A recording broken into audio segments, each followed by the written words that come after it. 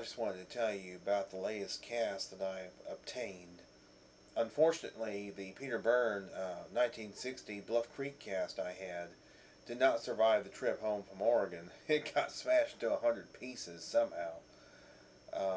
And I had it ensconced in bubble wrap. I don't know how it got, you know, busted up. But anyway, the one that I did bring home was from the Oregon Sasquatch Symposium. And it survived pretty much intact except for this little part right here, which is really not that important a part because it was just part of the excess plaster right here. But this is a cast which was taken in Grays Harbor County, Washington in 1982 by Sheriff's Deputy Denny Heryford. And you can see this is the Heryford cast. This is one of the more well-known and famous casts that there has been out there. And if you look very closely, we look at the toes. I'm just going to let you look at the toes there for a second. Let you get a good look at them. And look at that. Look at that. I think it would be very difficult, nearly impossible, to replicate with some sort of a wood mold or something like that the dynamics you see here. I mean, look, you can see the separation between the toes. The separation between the toes. That indicates a living foot, not a wooden contrivance. I mean, and the toes are just, it's a beautiful cast. It really is a beautiful cast, and it's just, the dynamic features on it are really amazing. You may also notice one other feature that I have just noticed. That's what appears to be a double ball. These bulges. The Bossberg Cripple cast has these same type of bulges, in fact. And they're pushed forward rather than back here, which is where they would normally be. Which indicates this is a living foot. This is not a contrivance. It's not a wooden mold. It wasn't made by a wooden mold. This was not hoaxed. This is a real living foot.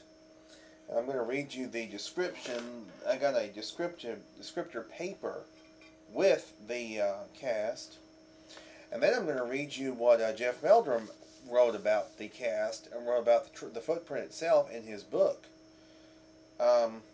Here's what the paper says. In 1982, Deputy Sheriff Denny Heryford of Grays Harbor County, Washington, cast a large footprint from a trackway discovered on a logging spur measuring 17 inches in length. From the skeletal landmarks and dynamic signatures, the skeletal proportions can be inferred.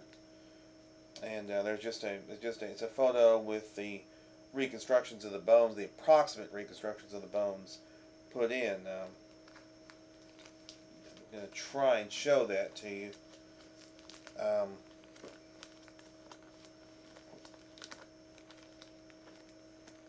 it's kind of hard. But if you look, you might be able to see it right in there. Right in there. There you go. Okay. Now, read to you from Jeff Meldrum's book, Sasquatch Legend Meets Science, about this footprint. Let's see. Well, there's actually some photographs of the original track in Jeff Meldrum's book. You can see them right there. Those were taken by Denny Heryford in 1982. And let's see what he writes about it. I'm trying to see where he actually writes about these footprints, these actual footprints. I don't see where he says anything about them, other than he just shows he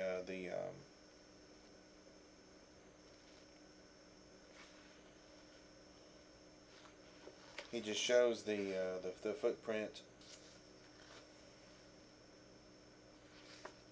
Let me go to the index so I can look up Heryford.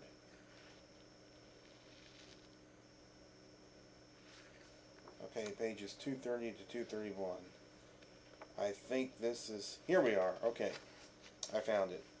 Another striking example came from the west coast of Washington. in the eastern part of Grays Harbor County. Deputy Sheriff Dennis Heryford was one of several officers investigating footprints discovered near a spot called Abbott Hill in 1982. Two clear full-length tracks had been found on a muddy logging spur at the end of a trail through the salmon berries created by something very large. More tracks were found about a quarter-mile along the spur. These had a 9-foot step and showed only the imprint of the forefoot. The tracks were exceptionally distinct in the mud. What appeared to be pathologies of the head and base of the fifth metatarsal are evident, along with the outer edge of the cast of the complete foot. The cast of the half track is truncated at a point that likewise approximates the inferred position of the mid-tarsal joint, the transverse line of flexion in the midfoot. So there you go. That's Meldrum's assessment of the Heryford cast as shown in his book, Sasquatch Legend Meets Science. So it's certainly a very dynamic cast. It's a dynamic footprint. I can imagine, how the deputy must have felt seeing that in the ground and thinking, "Holy smoke, that is the real thing. That's not some wooden mold. Some wooden mold did not make that. That's real." And Deputy Heryford had the foresight to cast it. He had the wherewithal and the foresight to cast it, and I'm glad he did, because he gave us actually two footprints, but I only have the example of the one. And it's a dynamic cast. It's just got some great dynamic features in it. It's just an amazing cast, and as you saw from Jeff Meldrum's book, it's just he's thoroughly convinced that it's the real thing, and I am too. I'm very thoroughly convinced it's the real thing. That it's not made by a wooden mold. It's not a contrivance. I mean, just imagine the hours of work you would have to put in to create a wooden mold that would have moving toes and separation in the toes. That sort of thing wasn't possible in 1982. You couldn't have flexible feet like that. You couldn't even have bedroom slippers like that. And the toes are just way too big. The footprint is huge. It's a huge foot. It's got the double ball on the foot. What hoaxer is going to think up something like that? It's got a double ball on the foot. No hoaxer is going to think up something like that. They would have to be extremely skilled in anatomical details of the foot to be able to do something like that. And to put it exactly in the position where it's supposed to be. Right behind the toes. Which is what you would expect in a large human-like entity as Sasquatch, as we saw with the Bossberg cripple footprints. If anybody may have seen the old Arthur C. Clarke's Mysterious World, they saw Grover Krantz discussing the Bossberg cripple, which had the bulges behind the toes rather than set further back. Our bulges are set further back in humans. These were set further up. So the bulges on this cat are anatomically correct. These are anatomically correct. They are in the right place for something like a large humanoid primate. I mean, right there, that is a dynamic feature. That's another dynamic feature.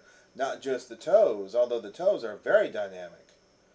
You've got these right here. So this is certainly an excellent cast, and I'm just proud to have it in my collection. I really am. It's a terrific, terrific cast.